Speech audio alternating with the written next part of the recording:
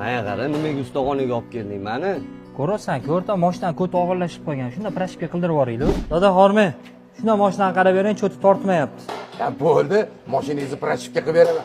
Shopqillab ketadi. Ha, xizmat haqi 200 ming bo'ladi-da. Manga qara, o'rtoq kelganga yarasha eshiklarni ham g'ichirlayapti. To'g'rilator birator. Yaxshi aytding o'rta. Dada bir ikkita ishlari bor edi. Shunda qarab bering mashinani ham. Ha, bo'ldi, hop. Bo'ldimi dada? Bo'ldi ukam. Mana xizmat haqqingiz 200 ming dada, rahmat. Ha, ukam. Manga qara, ukam. Prashibkani o'zi 200 ming bo'lsa, qo'shimcha ishlamayotgan-ku, yana 100 ming qo'shib berasan. To'g'ri aytibdilar. Dada, arzimagan narsaga yana pul so'rayapsizmi? 200 ming so'm normalniy, rozi bo'ling. Ketdi o'tir mashinaga. Yaxshi o'tirdinglarmi, sizlarni shotinglar? Yaxshi o'tirdi. 900 ming bo'pti. Mana bitta 1 million, 100 ming sizga chivi. Rahmat, kelib turinglar. Ha, tinchlikmi? Yoqib qoldimi deyman a? Bu qizga kulmayapman o'rtoq, hayotning qiziqligini qara.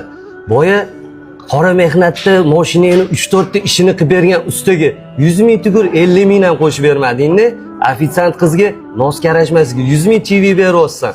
G'alati emasmi? To'g'ri aytasan o'rta, boylik ko'zimni ko'rqitdi. Yur hozir borib berib kelamiz o'rta. O'tir joyingga. Sani shunaqa deyishingni bilib turib, dada, shoshmay turing. O'rtog'imdan xafa bo'lmang. O'zi yaxshi bola. Bugun san настроенияsi yo'q edi. Mana 100 mingni oling-da, faqat rozi bo'ling. O'rtoq, xafa bo'lmaginu, boylik bilan tovut egasi bo'lmaydi. O'zligingni esdan chiqarib qo'yma.